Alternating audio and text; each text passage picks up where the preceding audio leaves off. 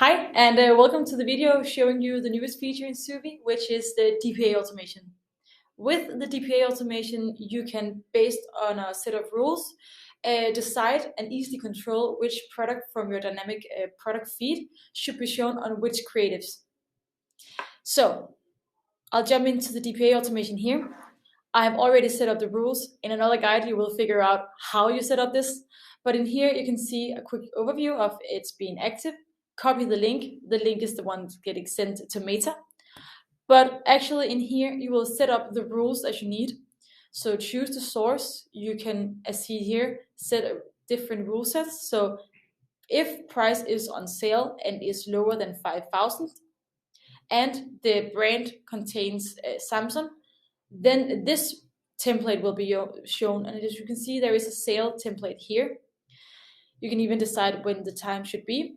And then if you have another template you would like to use, for example, this one without the sale, then you can just say that this one should contain Samsung. But because this filter is showing that the price is on sale, then all products on sale will be shown on this template, and all products from Samsung that is not on sale will be shown on this template. Then we click Save and Close, and then you're going to copy the link from here.